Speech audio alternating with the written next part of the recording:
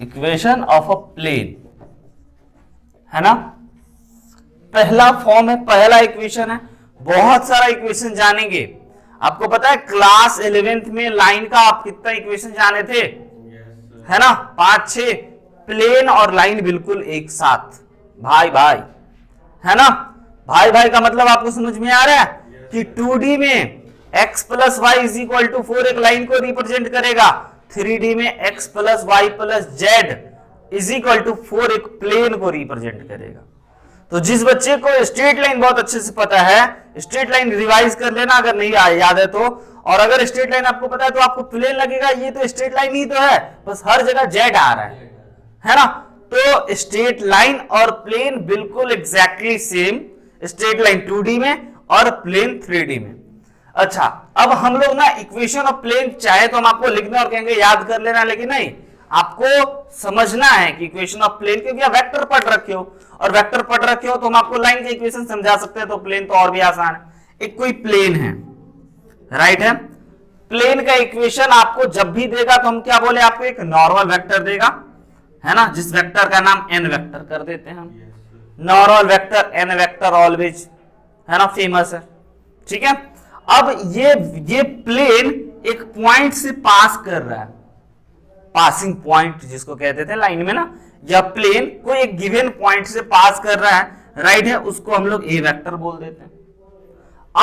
अब देखिएगा, है ना, यह प्लेन जो है इस ए पॉइंट से पास कर रहा है किसी भी गिवन पॉइंट से, और यह नॉर्मल एक एन वेक्टर के परपेंडिकुलर है, राइट है।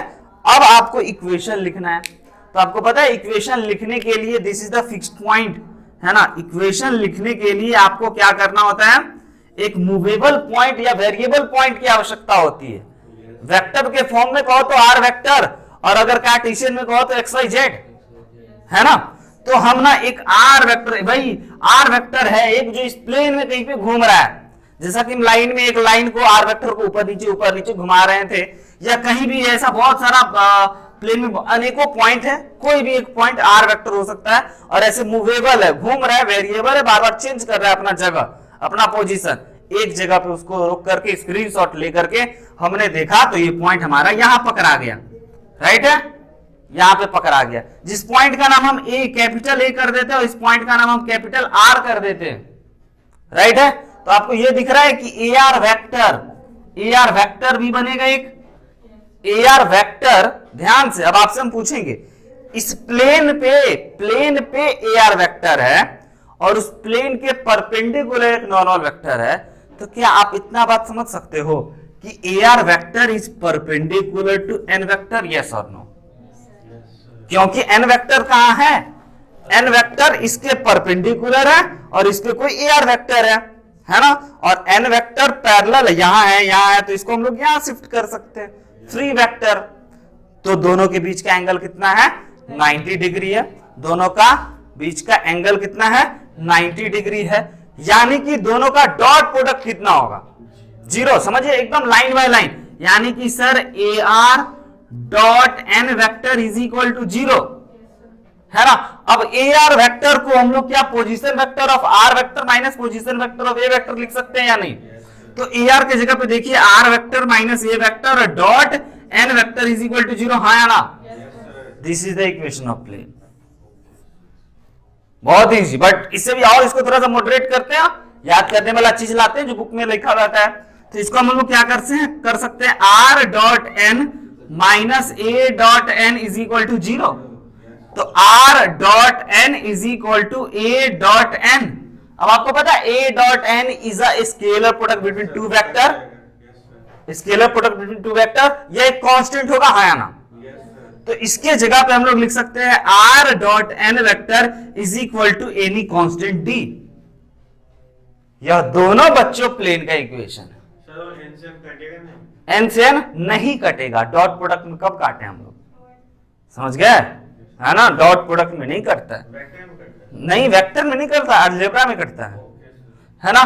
तो ये दिस इज द बच्चों इक्वेशन ऑफ प्लेन। अच्छा, जिसमें आपको याद रहना चाहिए, हम आपको बोले ना कि ये प्लेन का इक्वेशन आप कब लिखोगे, जब आपको आर वेक्टर तो variable point x y z, a vector fix point question वाला देगा, और एन वेक्टर ऑलवेज देगा।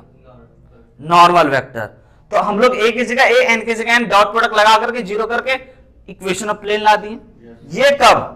ये जब पासिंग पॉइंट नहीं देगा, है ना, और आर वेक्टर एन वेक्टर देगा, दोनों को हम लोग डॉट प्रोडक्ट करके इज इक्वल टू डी कोई कांस्टेंट देगा, तो प्लेन का इक्वेशन हम लोग समझ जाएंगे। अच्छा, ये इक्वेशन हम तो ऐसे लिखे हैं ना, बट बुक में प्लेन का इक्वेशन कैसे लिखेगा? ये तो स्टैंडर्ड फॉर्म हो गया, है ना। बुक में ऐसे लिखेगा R vector dot 3i cap plus 2j cap plus 5k cap is equal to 6। यह क्या है? देख के आप क्या कहोगे? यह क्या है? क्या है बताओ? तो कहोगे sir this is the equation of plane, है ना। उस प्लेन का नॉर्मल वेक्टर से हम बता सकते हैं, है ना भाई, यही 3 2 5, है ना। और 6 क्या है सर? नहीं पता।